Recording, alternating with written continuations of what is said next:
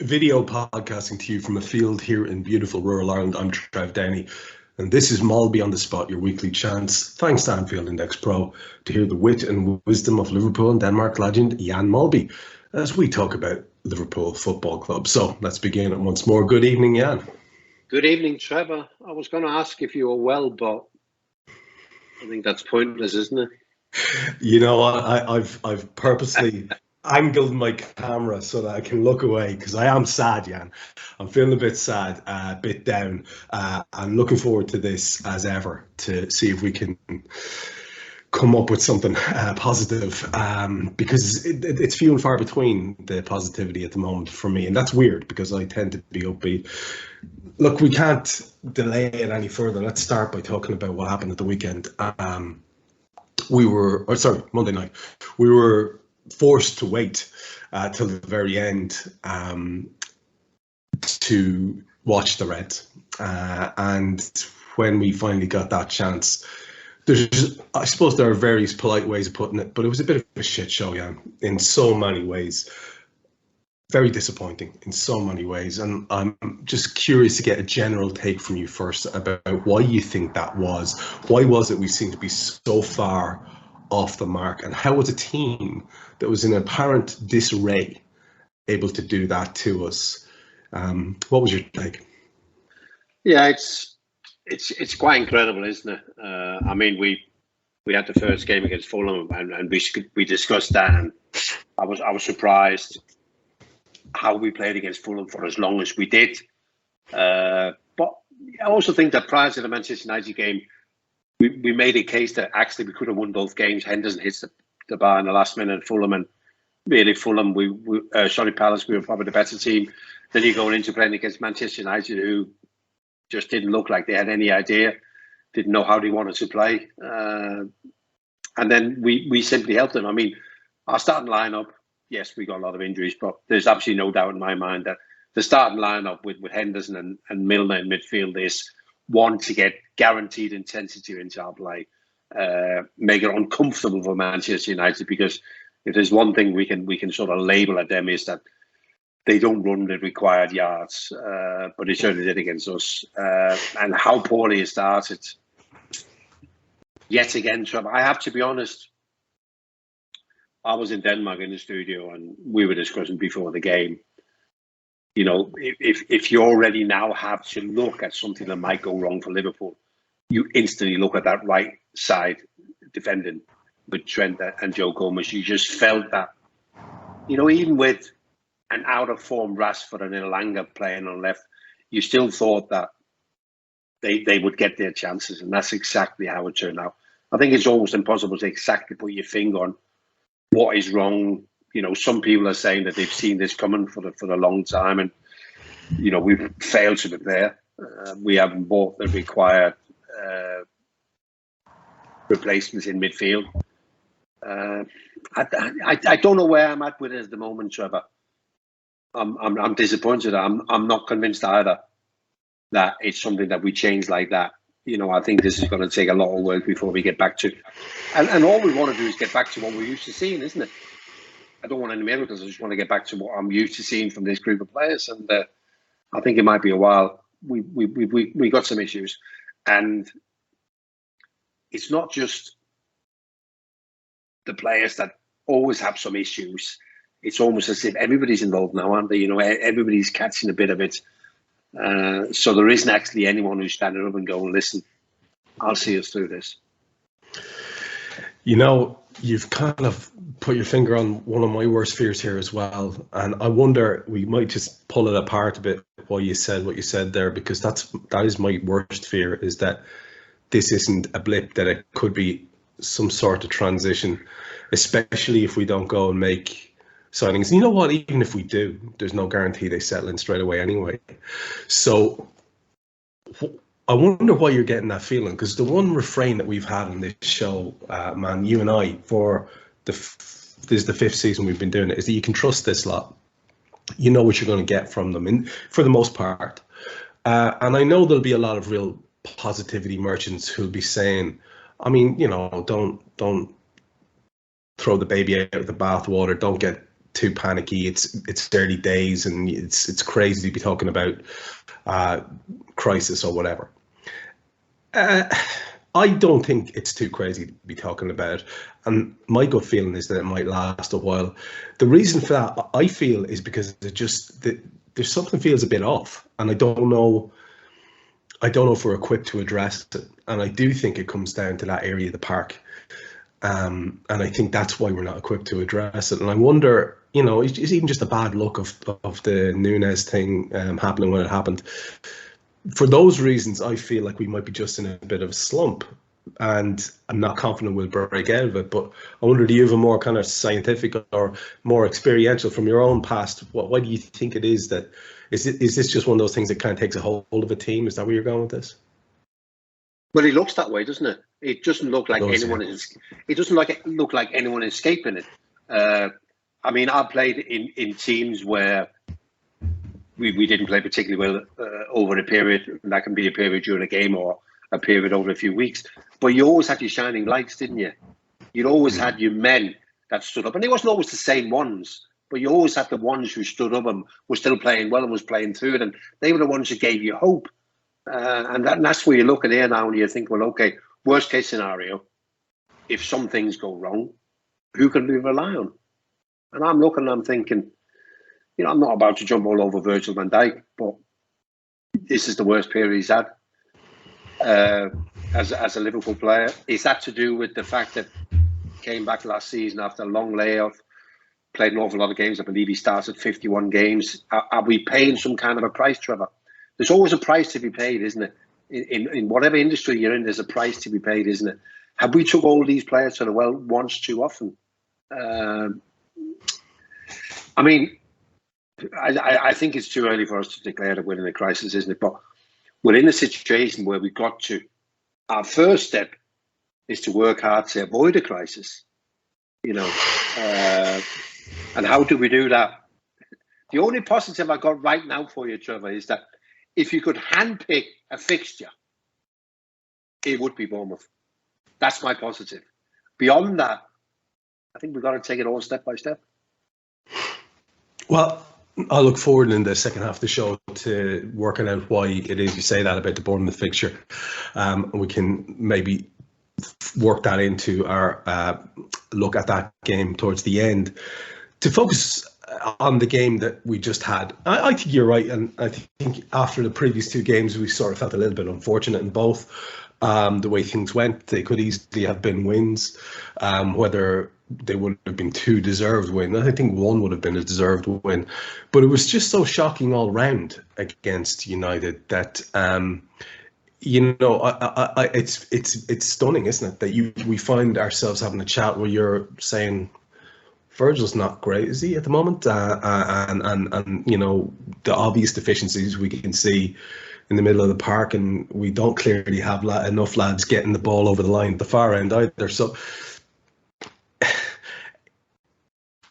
in terms of the performance that we saw on Monday night, can you explain to me how it happens that a team that is famed for pressing, that is famed for its high energy, and that has been traditionally incredibly fast starters, I think it's one of the reasons why we don't go behind in games over the years. How can that just go away to the extent that it really seemed to disappear completely? There was periods of the previous two games where we weren't quite at it, but we weren't at it at all.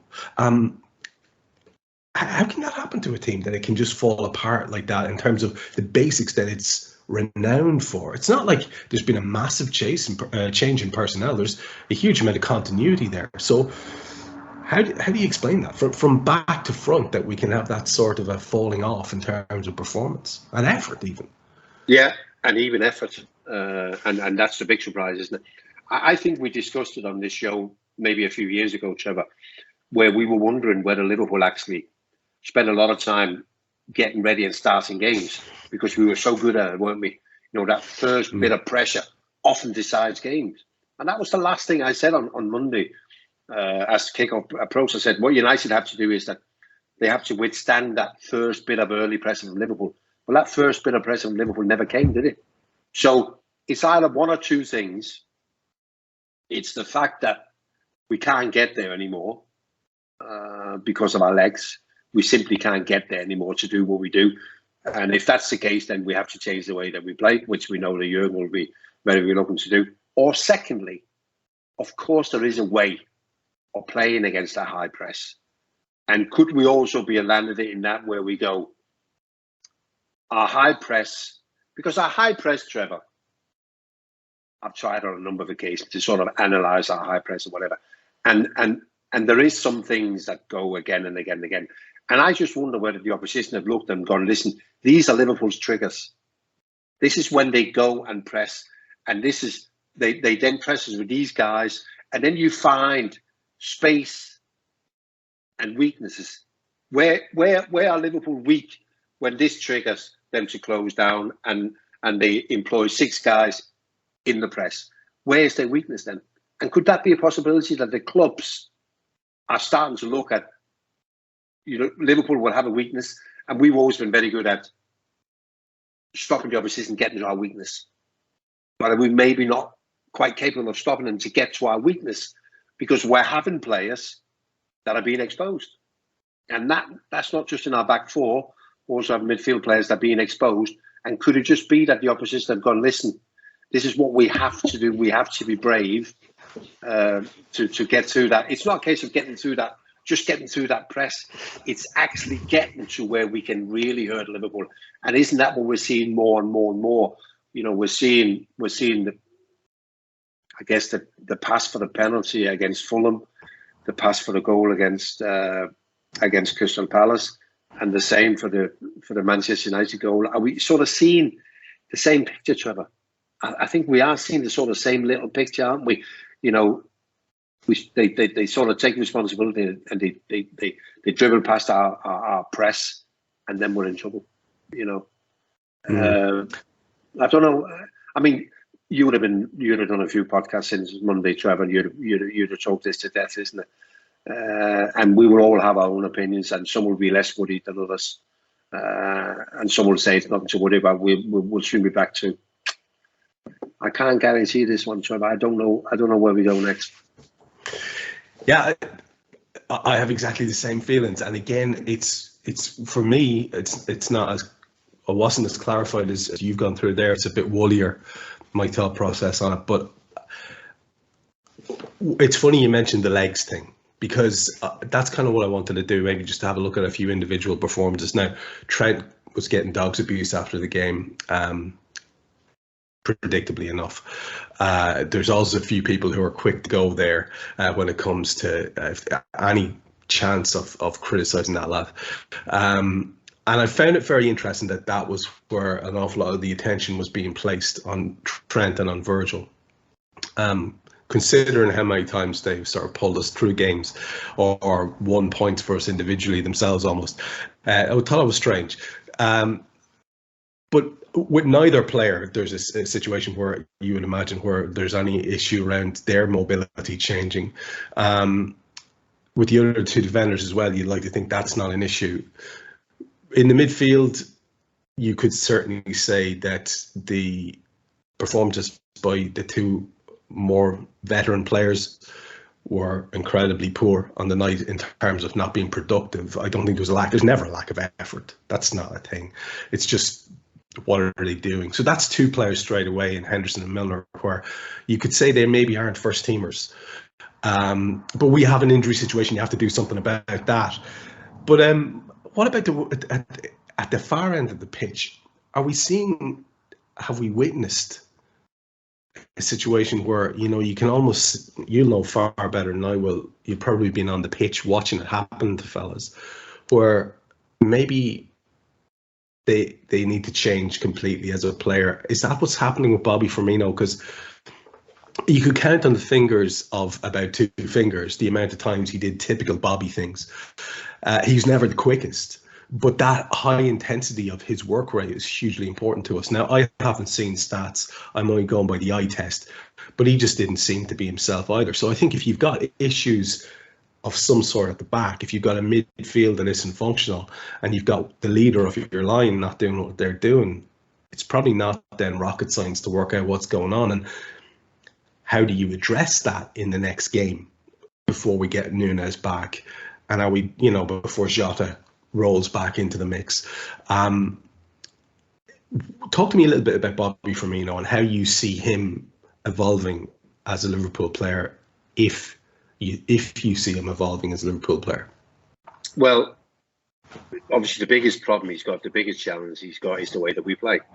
And that's been exactly his strength over the years, is that he's been absolutely perfect in the way that we play with his press, but also the way that we could trust him with the ball, dropping deep, creating space for our wide attackers to run into. He's been incredible at that. And you mentioned before, I've seen it happen to players on the pitch. I would even say it happened to me. I had a certain way of playing, a few injuries, and I think maybe I just got there in time and realised that at this level, and that's what we're talking about, Bobby. We're talking about a Premier League team who are capable of getting 95 points, capable of winning the Champions League. That's the level we're talking. So any drop off in form is not good, is it? So I think Bobby's in a situation now where he can only run with it when we're in good form. I don't think he can affect anything when we're not in good form. So if we're in good form, and say in 3 months' time or whatever, and he can sort of come into the team and run with it. But right now, I do feel very much that he's the wrong option.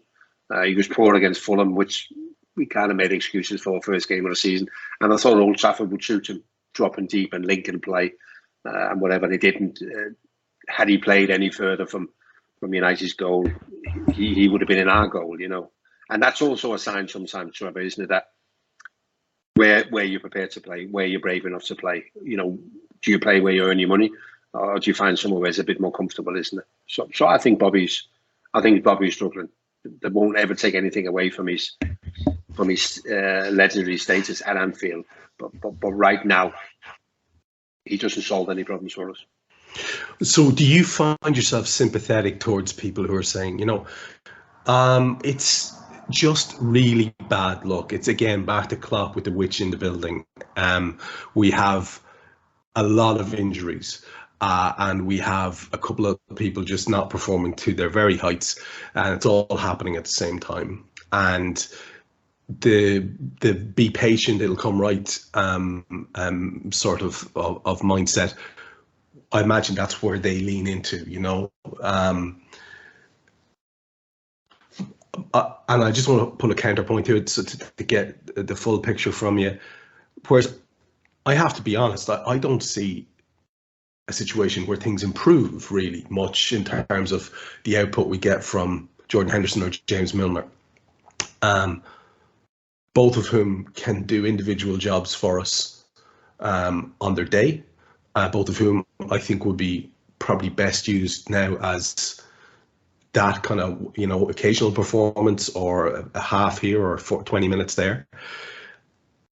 And with the likes of Thiago injured and no time frame in that really, I understand why people are throwing toys out the pram. I don't like the crying aspect of it, but I really do understand why things have changed between when we spoke last week and when we're speaking now, where we're both kind of pragmatically going, look, what are they going to do? This is not how Liverpool operate.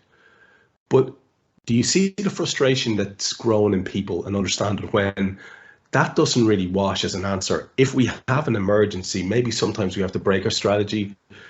Do you see any merit in that, or is it just panic? No. I see a lot of merit in that, Trevor. I think we've been very fortunate. You mentioned before, this is our 5th season. And we've never, ever had to look too deep into problems, because the problems we've had, we've very quickly solved, haven't we? And I'm talking about every now and again, you have about 45 minutes, but you put it right and you win the game. You might drop the odd points, but then the next 6 you win. So we've never really had to take any notice of what people are saying, because like that, we dealt with our problems, isn't it? So you're talking about injuries, and we are unlucky with injuries. But if you look at the injuries and the people that are injured, when we have injuries, is it always the same people? It probably is. Yeah. So instantly, then you see, well, is that a problem? Yeah, of course it's a problem. If the same people are always picking up injuries, I'm not talking about every fortnight, but I'm talking about when we're having injuries, we kind of know who it is. When we're having people who are performing below par on the pitch, it's more or less always the same people.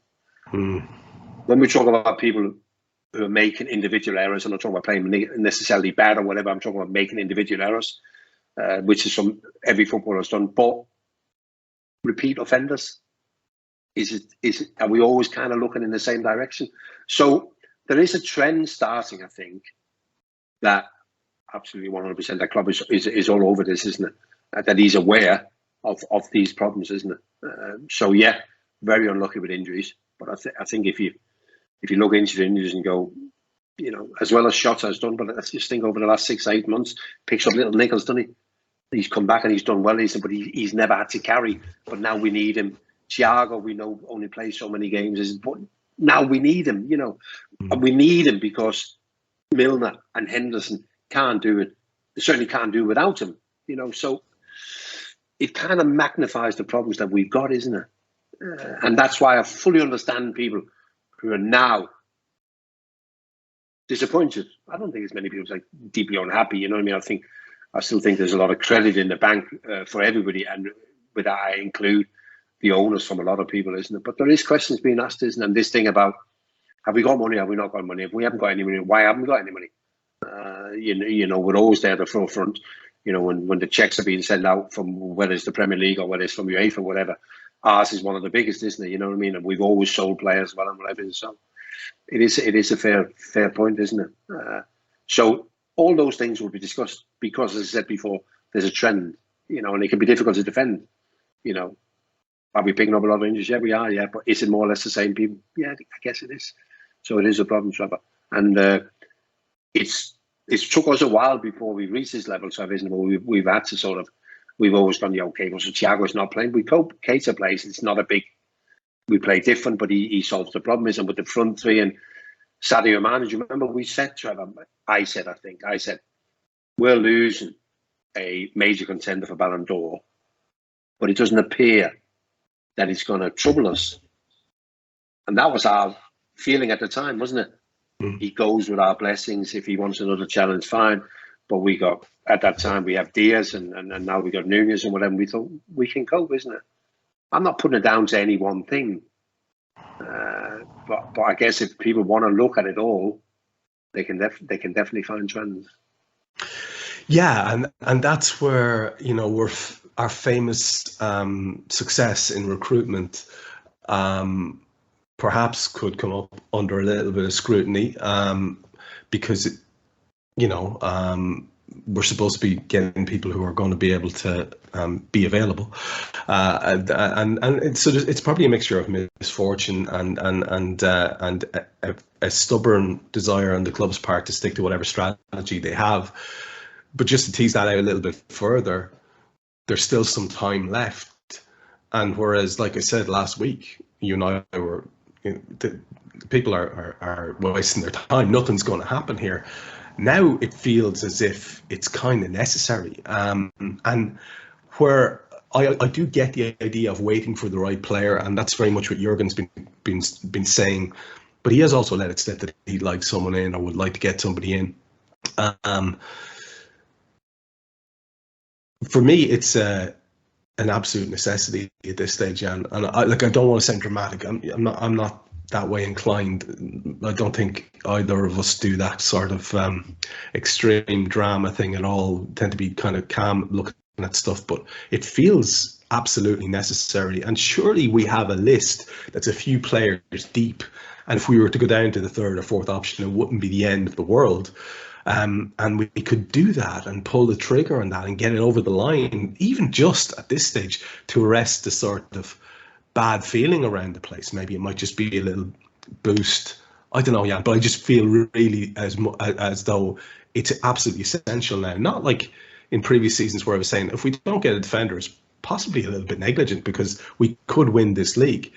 This now feels like if we want to rescue the season, if we want to make sure we have Champions League football and go deep in the Champions League itself this season, I think it needs to be done now.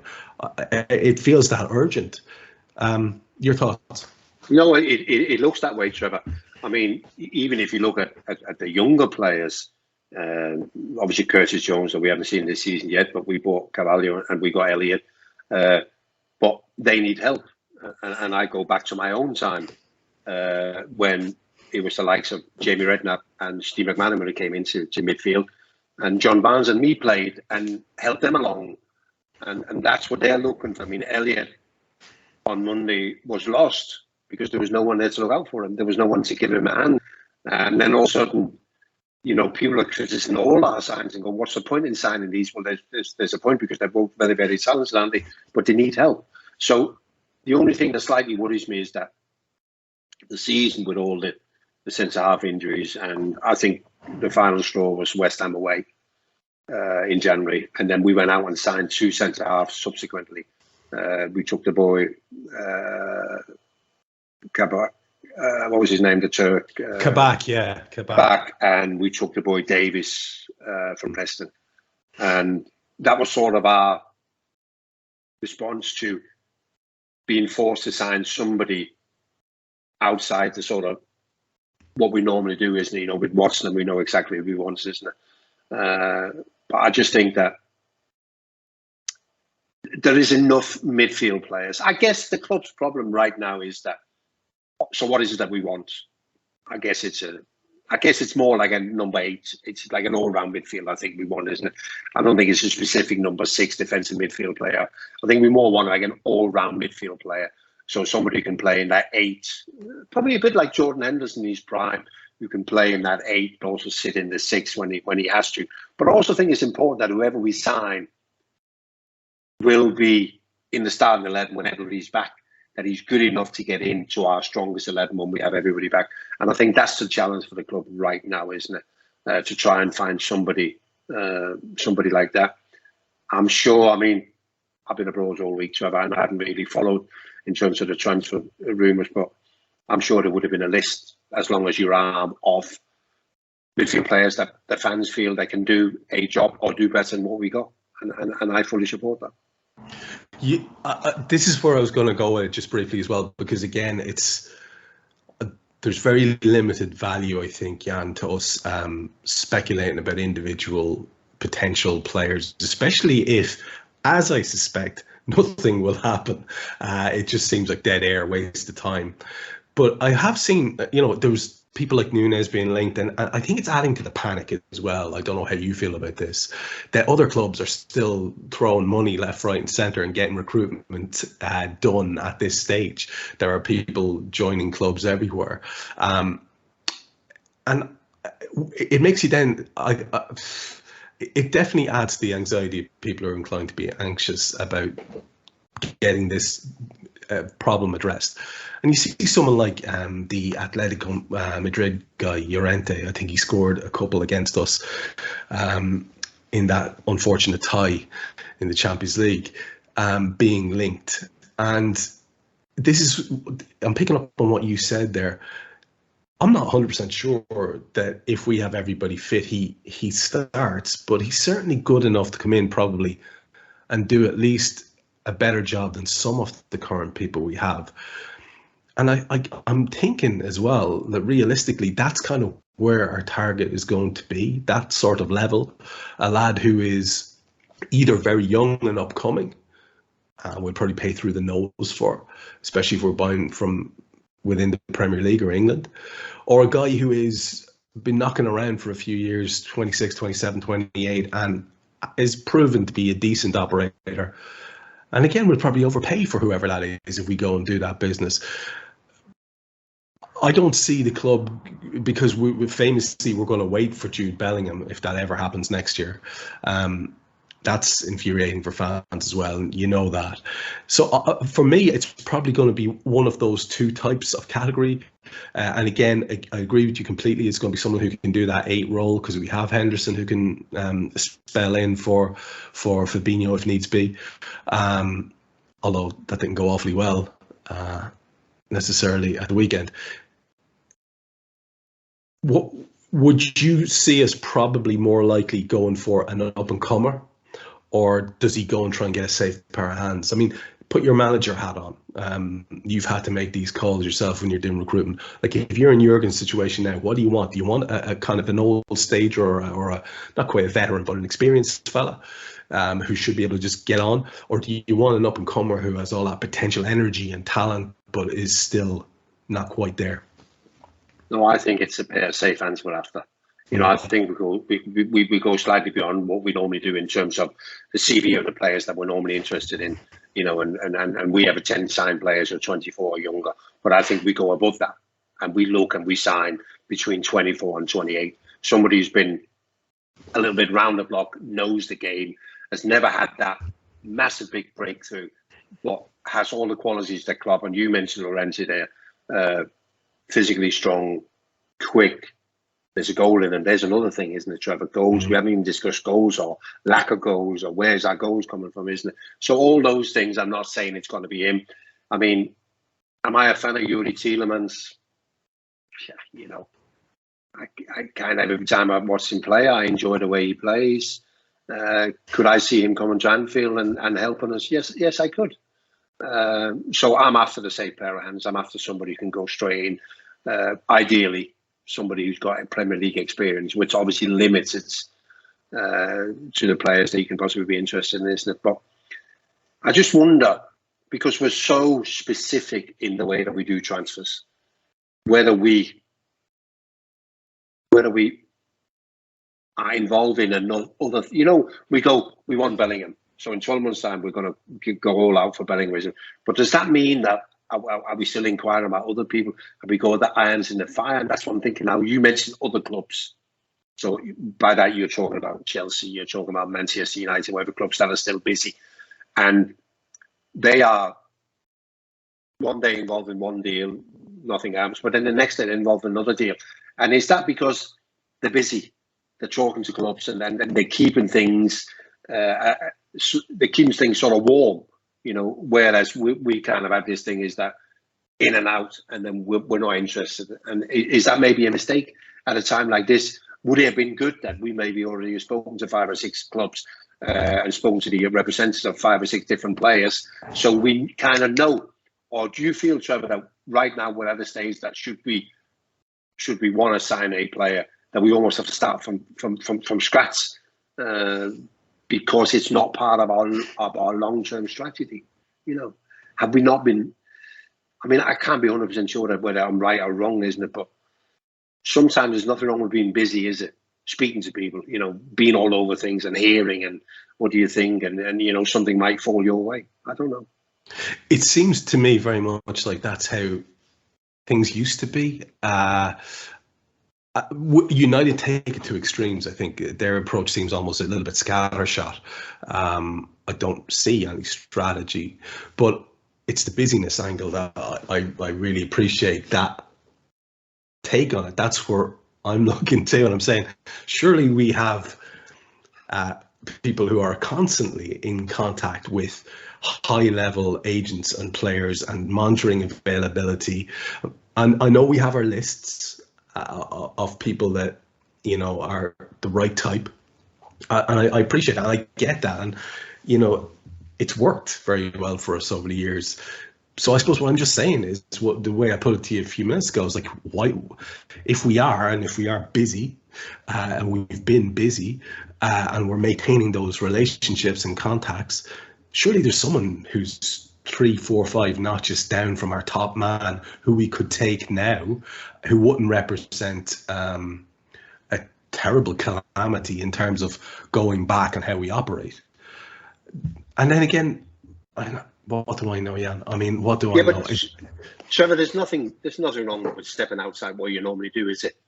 You know, we've been very pure, we've been very professional over the years, and we look back on every almost deal we've done, isn't it? And we haven't had our fingers burned in many of them, isn't it? But you know, sometimes, and I look at things, and obviously the Eric Cantona one is a famous story, isn't it? Where Alex Ferguson is talking to Leeds about something totally different, isn't it? And Cantona falls at his feet. And I guess a little bit like, listen, I wouldn't have signed Casemiro for Liverpool, but I guess Manchester United being busy is probably how they came across that deal. And because of what they need right now, it seems like a good deal, isn't it? And am I saying I want the same from Liverpool? Yeah, probably a little bit. in that we're speaking to people, we're hearing things, and something might just fall, or somebody might say, listen, we're a bit short for money, we got this, and go, wow, I didn't even realise he was available, or he was on our list, or whatever, isn't it? So, yeah, I think it'd be nice to get a player in before deadline day. I know there's 2 games before deadline days, and we play Bournemouth and Newcastle, but that should have nothing to do with recruitment. They should still be able to do their job, isn't it? So I can't guarantee what's this space. I think in the end, the biggest problem, Trevor, and I can see you laughing there, is it's how we do our due diligence that probably stop us signing somebody, isn't it? Because what we might be forced to do between now and deadline day is not how we normally do businesses, and I've got a feeling that might be the one thing that makes the club step away and go, we don't view this as a good deal long term. Yeah, and if that is the case, I think we might be looking at one of those seasons where we're hoping that the Champions League is a source of joy and optimism, and maybe we just have to accept that it's going to be one of them.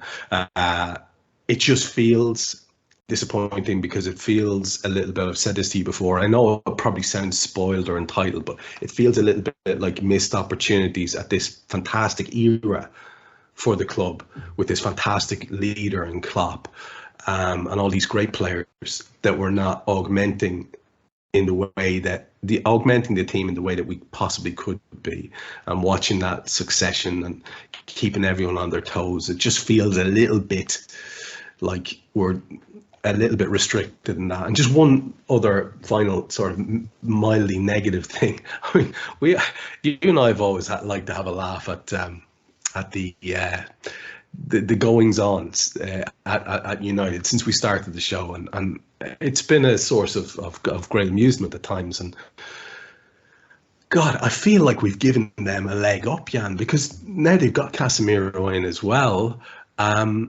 They've got that forward section of the team looking very sharp, with people to come off the bench as well. They've got the defense is interesting. I think we made Martinez look good as well, which was really upsetting for me. That this guy managed to emerge looking like a world beater after we had been saying it's not a clever piece of recruitment for the Premier League. We didn't upset him at all. So do you feel that there's actually a team there that something could emerge for them, that they could actually kick on now and do well? With that could have been the little trigger for Ten Hag to really get a bit of a run going now. I certainly agree that it's very positive for him how quickly that has turned around when you look at the first 2 games. But obviously beating Liverpool is always a good cure. And you mentioned Casemiro, so that's a feel-good factor. All of a sudden now, they're not desperate for him to start when they play Southampton on Saturday. You can even leave him on the bench, isn't it? There's a bit of credit in the bank. The 2 front guys, Sancho and Rashford, who really struggled both getting goals. So all that makes it look good. I am still nowhere near looking at a team I feel I can trust. The one thing we always said about our team, I'm still nowhere near that with Manchester United. They ran as far as they had to beat Liverpool, and they ran hard. And you saw towards the end in the Trevor line, everywhere they were with cramp, but they gave everything. Will they do the same when they now play Southampton and Leicester away? I don't know. I'm still not convinced that all is well in that squad. I still think there's a lot of work, and I think Ten Hag knows that. I think he needed a result like that desperately. But I still think he knows that this isn't about to get better to the standards that we require. I still think there's a lot of work to be done. Yeah, well, that's at least something to take from it. Look, the big story today, and something that we can kind of focus on, maybe I'm wrong, Jan, but I have this feeling that it's going to be one of those seasons. And no, what are you talking about now, Trevor? No, surely not. But in a positive way, I've got a positive. You're not seeing ghosts in the Champions League draw, are you, Trevor? I'm not, but that's where I'm going, because I'm looking at it and I'm thinking, you know what? Maybe this is the year that we just get that 7 trophy over the line and were a bit mercurial in the Premier League, up and down. I really want to get your take on the groups, which just happened an hour or two before we've done it, the show here, and there's a couple of very interesting groups. But you know what I'm going to say. Let's just start with We'll finish with Liverpool's group. But let's just start with the most predictable thing of the night is Group G, isn't it? Look at that Manchester City group: Sevilla, Dortmund, Copenhagen. Now Dortmund aren't in exactly the finest of form. Sevilla, okay, and Copenhagen, I'm not sure how good that side is at the moment. But for City, they must be thinking, all right, that's not a bad group at all. And they always seem to get a favourable draw. It's a remarkable thing. Some of the other ones are very interesting. The Bayern, Barca, Inter Milan, and poor Victoria Pilsen. That's a good one. Very exciting one to think of. There should be some great games there. Porto, Atletico, Leverkusen, Bruges, interesting as well. Tottenham have Frankfurt, Sporting, and Marseille. The Chelsea one with Milan and Salzburg and Dinamo Zagreb. I'm sure Milan and Chelsea are kind of licking their lips there. Real, Leipzig, Shakhtar, Celtic. And then there's PSG, Juve, Benfica, and Maccabi Haifa. That's an interesting one too. Obviously, I'm saving the best for last. What did you make of our draw, Jan? Ajax, freaking Napoli, and Rangers. I was happy we got Ajax.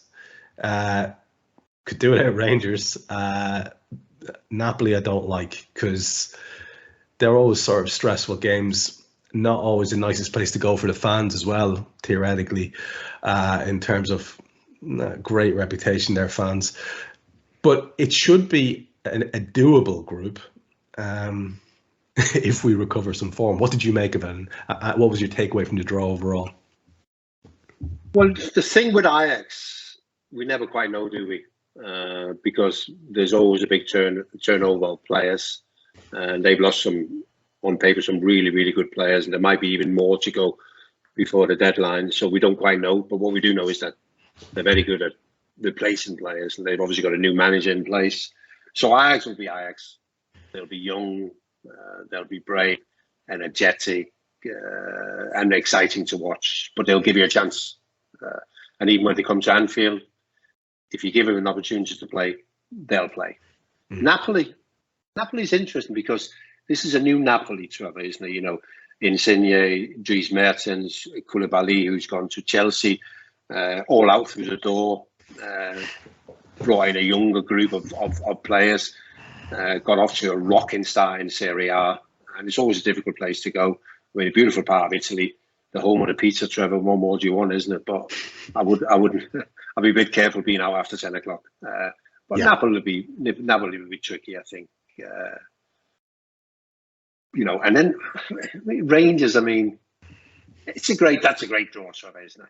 Rangers is a great draw. They're going to be two belting games. I mean, you know, we're on a different level in terms of quality to Rangers. But still, Rangers, Scottish football, they have that fighting spirit, and I guess this is all they wanted, wasn't it? It's all they wanted. You know, we want somebody from the Premier League. Well, who do you want? Well, there's only one club you really want, isn't it? So Rangers, Liverpool are going to be two belting games. We'll be okay. I have no doubt that we'll be okay in that group. But I think it's a great group, and if you're a fan of travel, I mean, obviously Glasgow is an easy travel, isn't it? Amsterdam is a great city, isn't it? So that'll be a bit of fun, isn't it? But I think we'll be okay. Yeah, I was thinking that myself. I had a personal hope that we'd get AC Milan because I never actually have gotten to the San Siro, and I was hoping to go this season if we draw them. Maybe it might happen later in the competition because it looks like they'll probably get out of their group.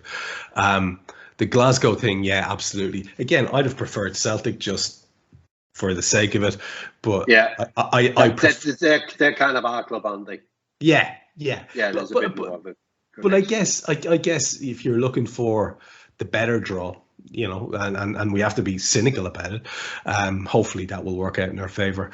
And yeah, Amsterdam might be the trip that I'll make instead. And I'm really looking forward to this competition, Jan, because I I just have this sort of not sinking feeling, but a sort of a. I've got a bit of a premonition that that this is going to be where we have to focus our attention this year. I hope I'm wrong. I hope I'm wrong. I hope we rally, and I hope we do really well in the league and maybe challenge. But I've a good feeling about Europe this season, so I'm looking forward to that. In terms of the game at the weekend, and we should sort of focus our attention at the end here back towards that. Obviously, we take on Bournemouth, and look. The table is a bit depressing at the moment. They are actually ahead of us in it in terms of their position, with us in 16th and them in 15th. And I know it means sod all at this stage, but I want to just have a quick look at them. You were talking earlier on about why you thought this might be an ideal game for us to be playing them, and I to be playing this lot. So I'd like to break that down with you. In their last outing, so sorry, I'll just go through the results so far for folks who haven't paid attention specifically. On the 6th of August, they got a 2-0 win under their belt at home to Stevie Gerrard's Aston Villa, and City spanked them 4-0 at City the following week. And then last time out, they got another spanking, this time by Arsenal, 3-0 at home for Bournemouth in that case. And I think they went into the EFL Cup next round after beating Norwich, I think, last night.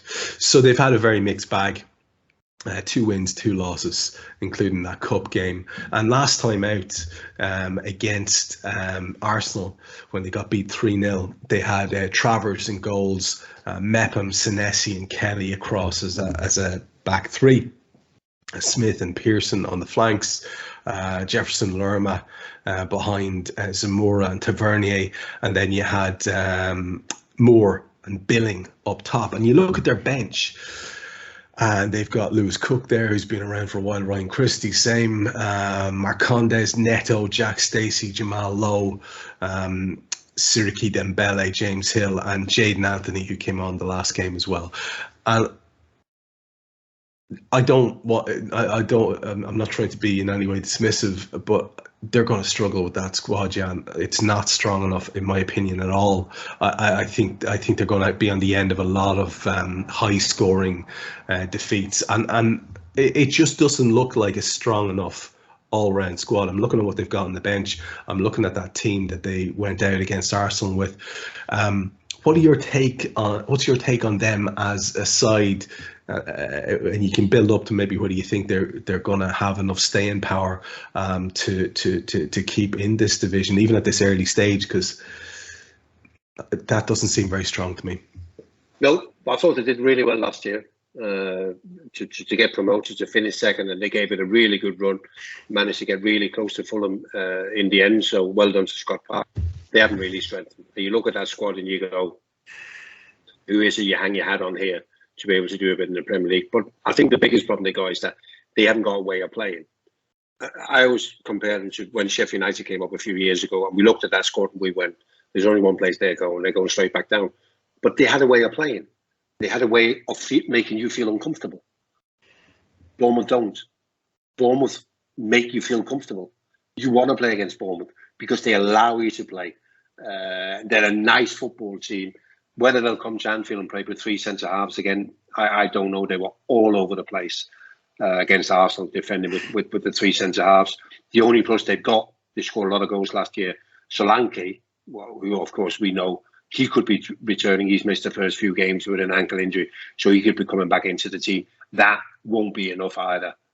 So hence the reason before I said I feel that this is almost like a fixture you could have handpicked when you want to get yourself out of trouble, when you want to be able to play a bit of football, even in a situation where you might think that, with Bobby Firmino not really showing up, Carvalho could possibly play in a false number 9 because of the way that Bournemouth plays. So there is some possibilities, and you don't have to be overly concerned with the way that play. Having said all of that, great win against Aston Villa, isn't it? But very poor in the 2 games that follow.